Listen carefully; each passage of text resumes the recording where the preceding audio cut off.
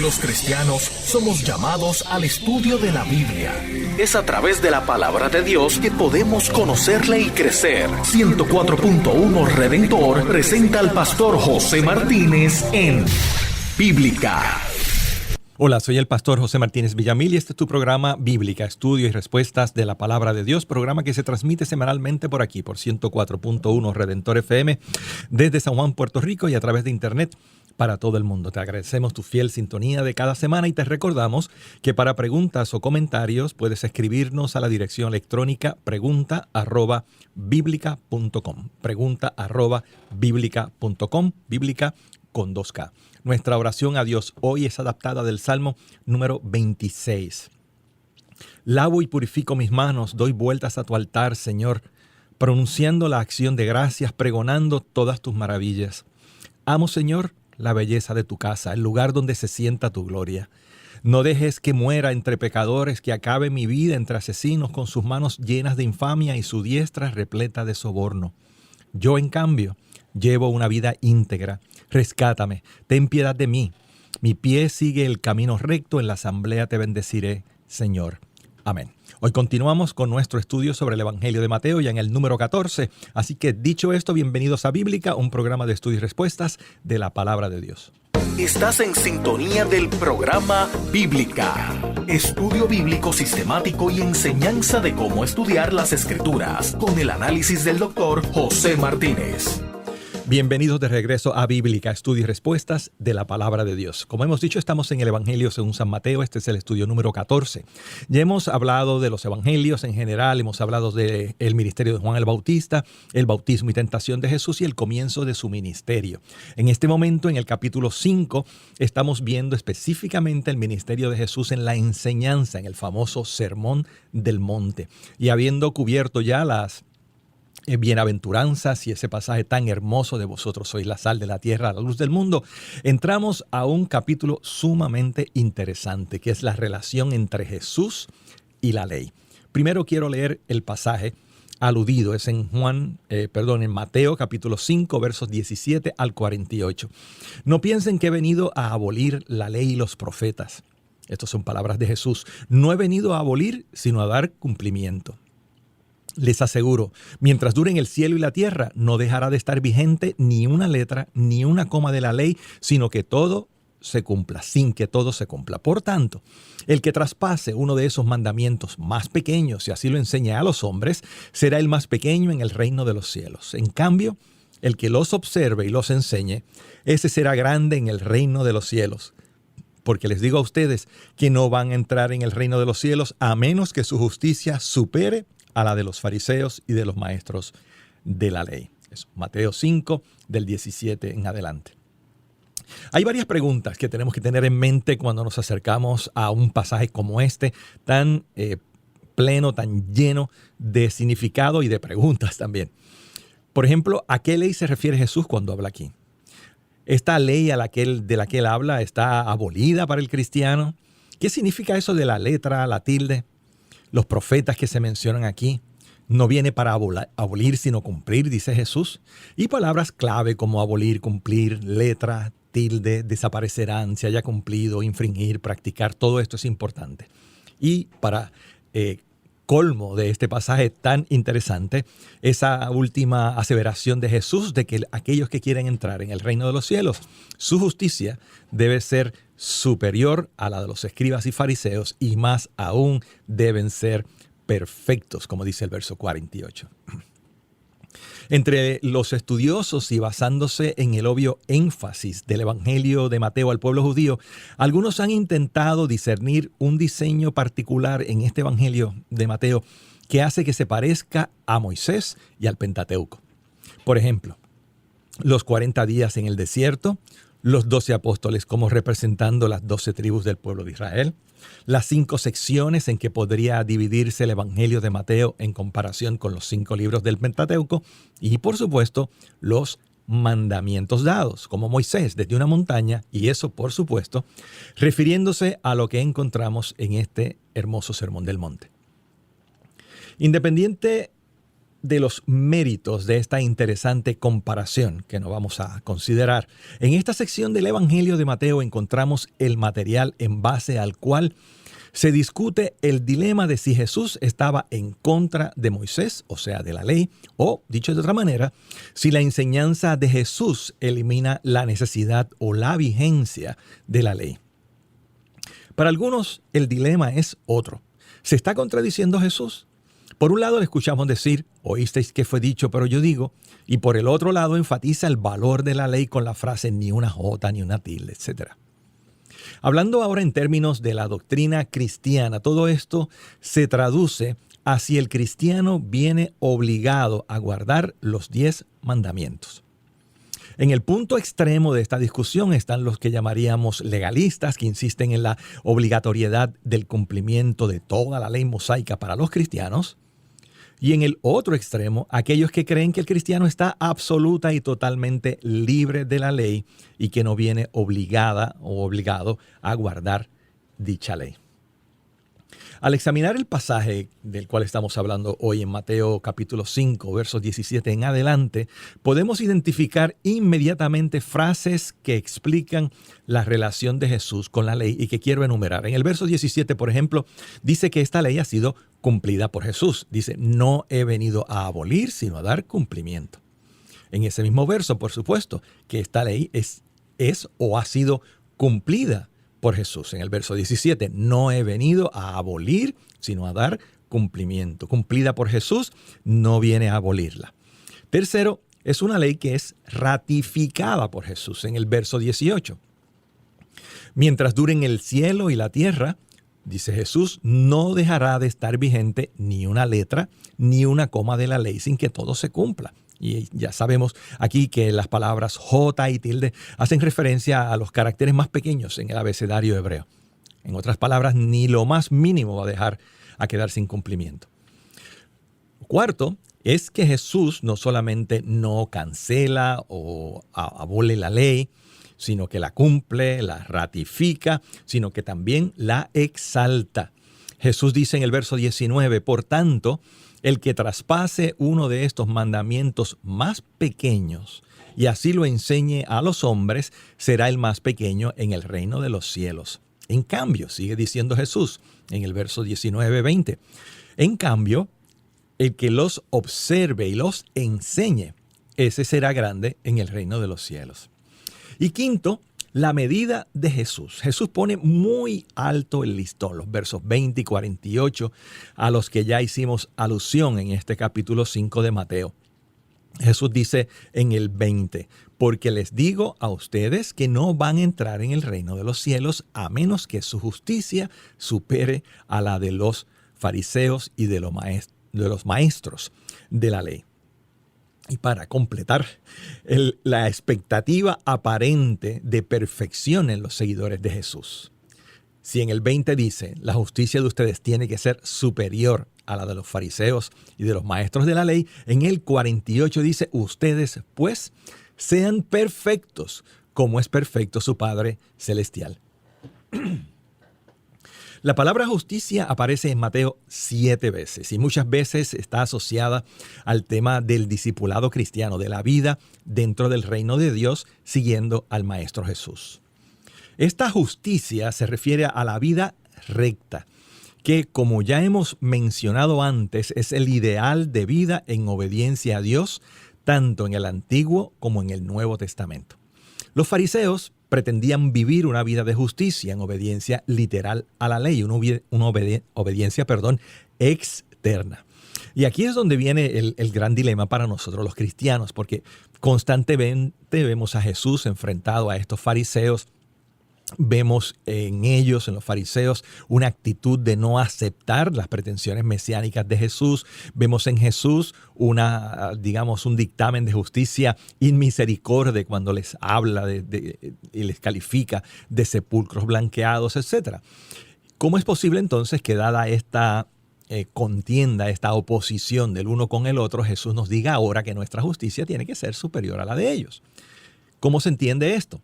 Bueno, los fariseos, como sabemos, pretendían vivir esta vida de justicia en una obediencia literal a la ley, una obediencia externa. Y esta es la clave para entender todo esto. Miren lo que dice en el 6:1 de Mateo. Cuídense de no practicar su justicia, la de los fariseos, mejor dicho, su justicia, su propia justicia, la de ustedes, delante de los hombres para ser vistos por ellos. De lo contrario, no tendrán recompensa de su Padre que está en los cielos. Esta clase de vida, la ilustrada o representada por los fariseos en su cumplimiento externo, literal de la ley, no es la que agrada a Dios según las palabras de Jesús y tampoco asegura la entrada a su reino. Repetimos, según lo expresa Jesús.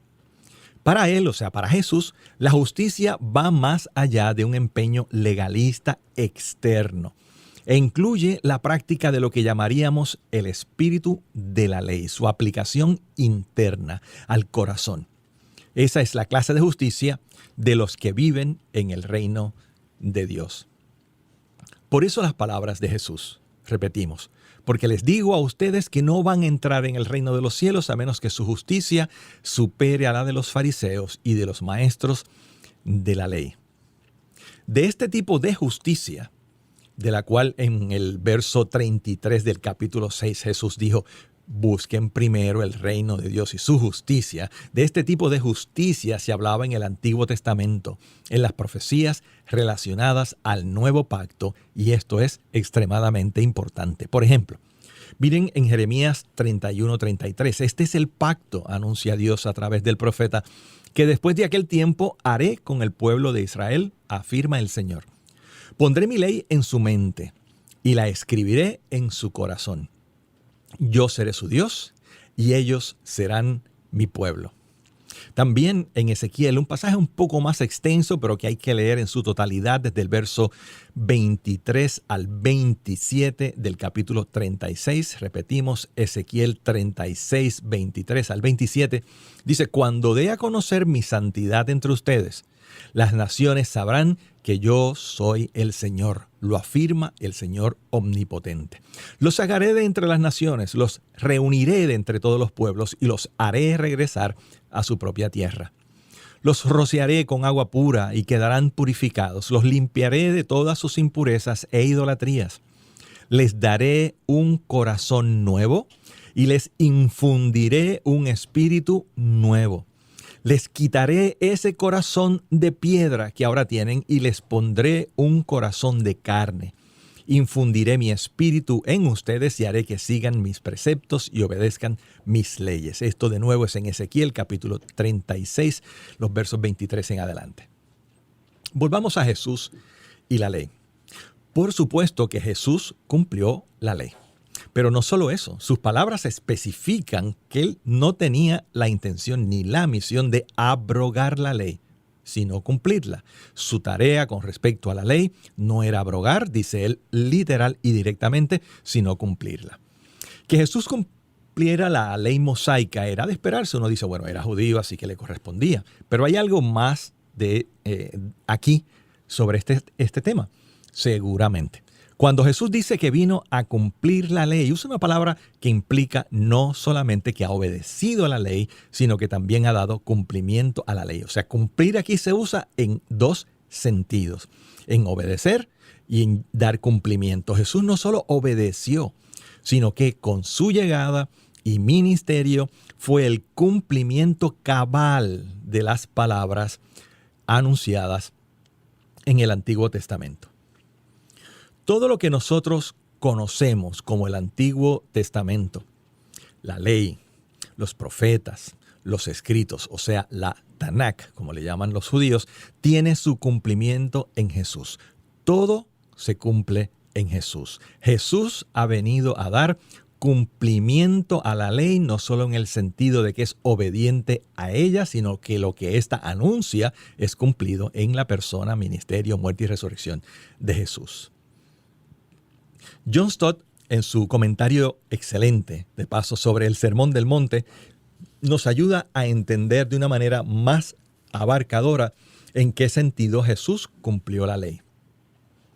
Dice así en un párrafo muy interesante: Jesús cumplió la enseñanza del Antiguo Testamento con su persona, enseñanza y obra, Jesús dio cumplimiento a lo anunciado previamente en el Antiguo Testamento. Jesús, sigue diciendo el doctor Stott, cumplió la profecía. El clímax de dicho cumplimiento fue su muerte en la cruz. El cumplimiento perfecto de todo el sistema sacrificial del Antiguo Testamento, incluyendo ambos sacerdote y sacrificio. De manera que la vida y ministerio de Jesús, así como su muerte y resurrección, dan por cumplidas las profecías sobre su persona, y en ese sentido Jesús vino a cumplir la ley y no a abolirla. Pero ¿y qué entonces sobre esta idea de que de verdad viene a abolirla? Los cristianos la tenemos que cumplir o no, etcétera. Tenemos que, de nuevo, pausar un poco para entrar a considerar, aunque no muy profundamente, la palabra ley que se usa aquí, porque es que la palabra ley se usa en las Escrituras de diferentes formas para significar diferentes cosas. Por ejemplo, número 1, se refiere exclusivamente a los 10 mandamientos. La palabra ley se usa para referirse exclusivamente a los 10 mandamientos. A veces ese es su significado, pero en otras ocasiones, número 2, se usa para referirse a toda la ley revelada a Moisés para los judíos, que como sabemos no solo consta de los 10 mandamientos, sino según la contabilidad de los estudiosos judíos, 613 creo que son mandamientos en su totalidad. Pero también, y esto es muy importante para nosotros los cristianos, la palabra ley puede usarse para referirse exclusivamente a todo el Pentateuco, la llamada Torá por los hebreos, que de paso, esta palabra que usualmente traducimos Torá o entendemos como ley, significa más que ley, instrucción. Literalmente Torá es instrucción, no ley. Pero bueno, sigamos con Jesús y la ley. Jesús cumplió la ley, pero esto de ninguna manera representa la abolición de la ley. Jesús dice que aún los mandamientos más pequeños deben ser enseñados y deben ser cumplidos. Jesús afirma, de hecho, que no pasará, como ya hemos visto, ni una jota ni una tilde, refiriéndose a estos símbolos minúsculos de la escritura hebrea, que no pasarán sin que se haya cumplido. El verso 18 de Mateo 5 lo dice así: les aseguro, mientras duren el cielo y la tierra, no dejará de estar vigente ni una letra ni una coma de la ley sin que todo se cumpla. Jesús también indica, y esto podría parecer lo más difícil de entender de todo el párrafo, que en nuestro cumplimiento de la ley, como ya comentamos antes, tenemos que superar la justicia de los más estrictos observadores de la ley en tiempos de Jesús. Entiéndase, los fariseos y los maestros de la ley. ¿Qué significa esto? Que los cristianos tenemos que cumplir la ley y que tenemos que hacerlo mejor que los religiosos judíos del tiempo de Jesús. Eso lo consideraremos luego de una breve pausa musical. Te invitamos a que la disfrutes, que no te vayas de tu receptor, que sigas en sintonía con nosotros, porque luego de esta pausa volveremos en Bíblica. Esto es Bíblica.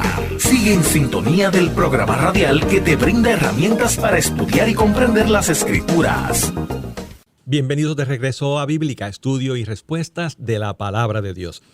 Muy bien, seguimos entonces con Bíblica, con el tema de Mateo, para aquellos que han sintonizado un poco más tarde, y este es el programa número 14 sobre este tema. Y específicamente estamos en el Sermón del Monte, que por supuesto dura varios capítulos, pero estamos en el capítulo 5, luego de haber visto las bienaventuranzas, luego de haber visto aquello de ustedes son la sal de la tierra, la luz del mundo. Estamos hablando de un tema interesantísimo sobre la relación de Jesús con la ley, porque por un lado, él dice, mientras duren el cielo y la tierra, no dejará de estar vigente ni una letra de la ley, y por otro lado dice, yo he venido a cumplir la ley, no a abolirla, pero sí a cumplirla. Bien, pues todo esto que hemos estado diciendo, algunos podrían entenderlo como que los cristianos no tenemos que cumplir la ley de Moisés, o que quizás tenemos que cumplirla de una mejor manera que los fariseos y los escribas. Pero claro, las palabras de Jesús del verso 20, que fue donde nos quedamos en Mateo capítulo 5, aquello de que vuestra justicia tiene que ser mayor que la de los escribas y fariseos, por supuesto, no significa que los cristianos cumplamos, qué sé yo, una mayor porción de los mandamientos que los fariseos. Se contabilizan 613, 248 eran mandamientos, 365 eran prohibiciones, y no estamos diciendo pues que miren, los cristianos tenemos que cumplir 400, los fariseos solo cumplían 300. Nada por el estilo, como si esto fuera una competencia. Competencia no es. Jesús está hablando de algo más hermoso y a la misma vez más profundo e importante. Nuestra justicia, la de los seguidores de Jesús, tiene que ser superior a la de aquellos escribas y fariseos, porque representa la justicia cristiana, la justicia de la que está hablando Jesús. Representa un sometimiento a la ley profundo en el corazón. No se trata solamente de un cumplimiento externo, que de paso está incluido, por supuesto, sino de un sometimiento interno en el corazón. Sometimiento a la ley profundo en nuestro corazón. Este sometimiento, el doctor John Stott, que ya hemos citado varias veces, dice algo muy interesante, porque es agradable a Dios, este sometimiento a la ley es agradable a Dios como una rectitud interna de mente y de motivación. En otras palabras, por supuesto que los hechos externos son importantes, pero más importante es la actitud, la motivación con la que se hagan o se cumplan estas leyes. De modo entonces que la superioridad de la justicia cristiana, como la menciona Jesús aquí, consiste en que los fariseos pretendían mostrar en apariencia su cumplimiento de la ley, pero para el seguidor de Cristo, esto es la realidad del interior y de su corazón. Pero Jesús, de aquí en adelante, va a mostrar varios ejemplos de cómo esto se puede vivir en la práctica, o de cómo Jesús está vamos a llamar explicando el verdadero significado de la ley. Lo hace a través de varios ejemplos en los que tiene esta fórmula, ¿no? Oísteis que fue dicho, pero yo os digo. Interesantemente demostrando su superioridad como Dios encarnado de la explicación o del significado de esta ley. Estos 6 ejemplos constituyen el resto del capítulo 5 de Mateo, y como hemos dicho, describe cómo se vive, cómo se lleva a la vida real, diaria, en la vida de los seguidores de Jesús, cómo esta nueva justicia o esta nueva realidad de justicia en el reino de Dios se lleva a cabo, cómo se aplican los principios de estos versos 17 al 20 que hemos estado comentando en el cumplimiento, repetimos, real de la ley como lo enseñó Jesús. Pero una nota interesante antes, y es que esto me pareció curioso en mi estudio y quiero compartirlo con ustedes. Cuando Jesús habla de las bienaventuranzas, habla en tercera persona. Si recuerdan, ustedes son la sal de la tierra, etc. Discúlpenme, bienaventurados los mansos, los de pobre corazón, etc., porque ellos verán a Dios y así por el estilo. Tercera persona. Pero cuando habla, ahora sí, de que ustedes son la sal de la tierra, la luz del mundo, usa la segunda persona. Pero cuando habla de esto, de este tema, de la ley, su relación con la ley, habla en primera persona. Tercera persona, las bienaventuranzas. Segunda persona, en ustedes son la sal y la luz del mundo. Y primera persona cuando habla de la explicación que hace sobre la ley. Y usted dirá, bueno, pero ¿qué importa esto? Estos asuntos gramaticales de la construcción de estas oraciones importa muchísimo, porque es un recordatorio de que Jesús está hablando aquí con la autoridad de quien puede interpretar real y correctamente la ley de Dios. Esa primera persona le pone en lugar predominante en la promulgación de estas palabras relacionadas a la ley y por encima, por supuesto, de Moisés. Muy bien, ¿cuáles son los temas entonces a los que Jesús aplica estos principios de los versos 17 al 20 de Mateo capítulo 5? El primero de ellos tiene que ver con las relaciones, con el asesinato, con la ira, con el perdón. Así dicen las palabras de Jesús. Ustedes han oído que se dijo a sus antepasados, no mates o no asesines. Y todo el que asesine quedará sujeto al juicio del tribunal. Pero yo les digo, ahí está hablando Jesús, ya dejó de citar la ley, pero yo les digo que todo el que se enoje con su hermano quedará sujeto al juicio del tribunal. Es más, sigue diciendo Jesús, cualquiera que insulte, que diga raca, que en arameo significa estúpido, imbécil, cualquiera que diga esto a su hermano quedará sujeto al juicio del consejo. Y cualquiera que lo maldiga, literalmente, que le diga necio, quedará sujeto al fuego del infierno, literalmente la gehenna del fuego que explicaremos un poquito más adelante. Fíjense, por favor, o fijémonos que cada vez que menciona 3 veces cualquiera que haga esto o lo cual, le diga raca, le diga necio, lo diga digno, lo mencione como digno del infierno, cualquiera de estas 3 frases en esencia significan lo mismo. No tenemos que buscar si hay una diferencia entre imbécil y necio. La idea es que hay una expresión de hostilidad que sale del corazón y que se expresa, en este caso, en palabras.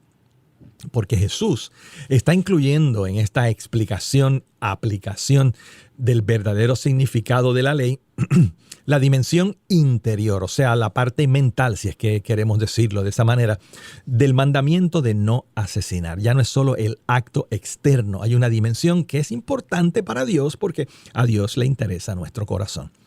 Ya que las palabras que hablamos, como el mismo Jesús enseña, revelan lo que está en nuestro corazón. Recuerdan aquello de la abundancia del corazón habla la boca. Aquí mismo en Mateo, más adelante, capítulo 2 y verso 3.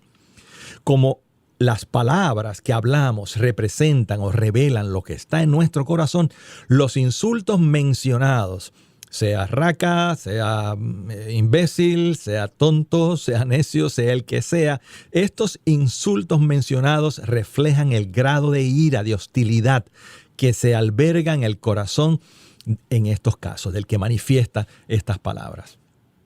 Incluso en el mandamiento están los sentimientos, o sea, Jesús incluye en la expresión y explicación y aplicación de este mandamiento los sentimientos de agresión asesina que llevan al insulto denigrante. En otras palabras, para Jesús y para nosotros es tan importante el sentimiento de agresión o de ira que lleva a insultar como las palabras mismas del insulto. Repito, en este mandamiento, como Jesús lo explica, se añade al hecho de asesinar, se añade el insulto denigrante que resulta de la intención de agresión. Se incluye la maldición de otro ser humano. Aunque quizás aquí ambas palabras, imbécil y tonto, como hemos mencionado, son equivalentes, cada insulto es considerado un atentado a la integridad de la persona.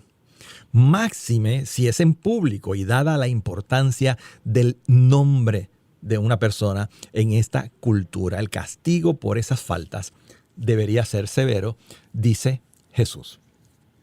Lo que Jesús está diciendo aquí es que no es solo pecado el hecho de atentar contra la vida de otra persona a través del asesinato, sino que los sentimientos, las motivaciones, los pensamientos que llevan a una persona a, por un lado, asesinar, por otro lado, a insultar, son semejantes y castigables.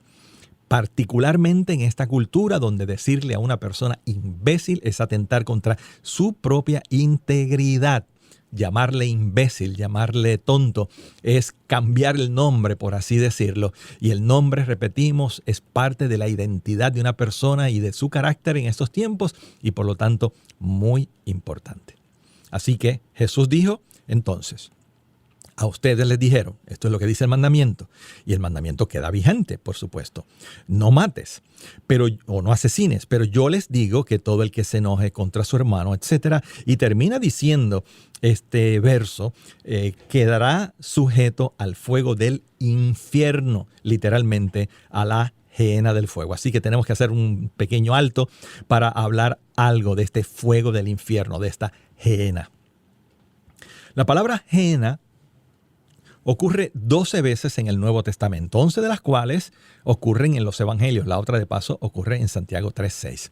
E interesantemente, 7 de estas 11 veces que ocurre o que aparece la palabra Gehenna en los Evangelios, 7 de 11 ocurren exactamente en este Sermón del Monte. Gehenna es una transliteración de la expresión semítica Valle de Hinón o de Hinón, Valle de Hinón. Este Valle de Hinón era el basurero al sur de Jerusalén que eventualmente se convirtió en imagen del infierno. La historia de este lugar maldito incluye la construcción de un lugar alto de adoración pagana, en desobediencia a Dios, de culto idolátrico. Y este es el lugar donde los reyes Acaz y Manasés de Judá, que de hecho son el padre e hijo de Ezequías respectivamente, sacrificaron hijos suyos al dios Moloc. De manera que este lugar, que de por sí era ya un sitio para los desperdicios, en el que se construye un lugar alto y en el que se sacrifican hijos de 2 reyes de Judá, de ese lugar es el que estamos hablando, el Gehenna, Valle de Hinón. Ahora, no pensemos que la imagen de crematorio es lo que Jesús está tratando de transmitir, porque cuando uno mira estos pasajes del Nuevo Testamento y las alusiones a la Gehenna, es obvio que hay algo más que un crematorio, porque recuerden, la Gehenna, el Valle de Hinón, donde se echa la basura, se convierte en una figura, en una ilustración del castigo del infierno.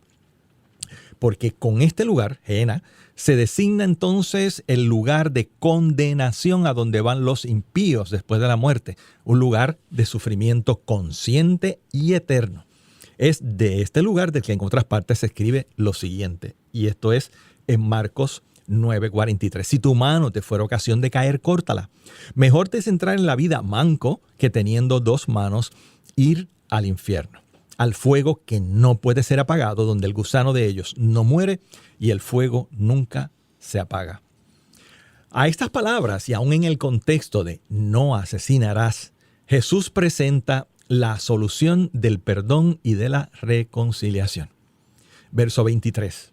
Por lo tanto, a la luz de esto, de que aun si insultas a tu hermano estás cometiendo un grave pecado, por lo tanto, dice Jesús, si estás presentando tu ofrenda en el altar y allí recuerdas que tu hermano tiene algo contra ti, ve, deja tu ofrenda allí delante del altar, ve primero y reconcíliate con tu hermano, luego vuelve y presenta tu ofrenda. Si tu adversario te va a denunciar, llega a un acuerdo con él lo más pronto posible. Hazlo mientras vayan de camino al juzgado, no sea que te entregue al juez y el juez al guardia y te echen en la cárcel. Te aseguro que no saldrás de allí hasta que pagues el último centavo, el último cuadrante. No vamos a entrar en una explicación detallada de este pasaje, pero sí vamos a decir que de esta enseñanza se derivan varios puntos importantes. Número 1, las relaciones son más importantes que quién ofendió a quién. Aún el perjudicado debería tomar la iniciativa de la reconciliación. Segundo, nuestras relaciones con el prójimo afectan nuestra relación con Dios. Aquello de lo que habla Juan en su primera carta, que quien dice que ama a Dios y no ama al prójimo, pues está diciendo mentira, no está actuando correctamente, porque nuestras relaciones, repito, nuestras relaciones con el prójimo afectan nuestra adoración a Dios. Y tercero, que la reconciliación es siempre mejor que el juicio, a menos que seamos capaces, y esto ya en otro contexto, como decía el apóstol Pablo, de soportar el agravio. Así que Jesús dice que oyeron que se les dijo que no se puede asesinar, pero yo les digo que aún manifestar a través de palabras la amargura, ira, hostilidad del corazón es tan pecaminoso. Esto segundo como lo primero. El segundo de estos ejemplos que Jesús da sobre lo que podríamos llamar una ética profunda de la ley ocurre a partir de los versos 27 en adelante, 27 al 30 específicamente. Y aquí ya Jesús habla, si antes hablaba de las relaciones entre las personas, ahora habla de la sexualidad. Dice, ustedes han oído que se dijo, no cometas adulterio. Pero yo les digo que cualquiera que mira a una mujer y la codicia, ya ha cometido adulterio con ella en el corazón. Por tanto, si tu ojo derecho te hace pecar, sácatelo y tíralo. Más te vale perder una sola parte de tu cuerpo y no que todo él sea arrojado en el infierno. Si tu mano derecha te hace pecar, córtala y arrójala. Más te vale perder una sola parte de tu cuerpo y no que todo él vaya al infierno. Y este pasaje, que es un poco más complicado que el anterior, es también quizás aún más relevante para nosotros de manera especial en esta sociedad erotizada en la cual vivimos. Porque aunque la sexualidad siempre ha sido parte importante de la vida humana, sin lugar a dudas, a partir de la década de los 60, por lo menos en Occidente, todo lo concerniente al sexo ha cobrado una importancia desmedida. Por algo a alguien se le ocurrió denominar al ser humano de nuestro tiempo como el homo sexual. No como homosexual, sino como el homo sexualis, en lugar del homo sapiens, homo sexuales, porque vivimos en un tiempo donde el erotismo es la orden del día, reflejándose en áreas tan diversas como revistas, literatura, película y hasta en anuncios comerciales. Peor aún, el tema de la pornografía y de la perversión sexual que ha ganado el interés pecaminoso en la población general y por supuesto y tristemente en los miembros de las iglesias cristianas. Por esto, las palabras de Jesús al aclarar este mandamiento de no adulterarás tienen tanta relevancia para nosotros hoy. Y de esto seguiremos comentando en nuestro próximo programa, según adelantamos en nuestro estudio del Evangelio según San Mateo. Estuvo en sintonía de Bíblica. Puede escribir sus preguntas a pregunta@biblica.com. Será hasta el próximo lunes.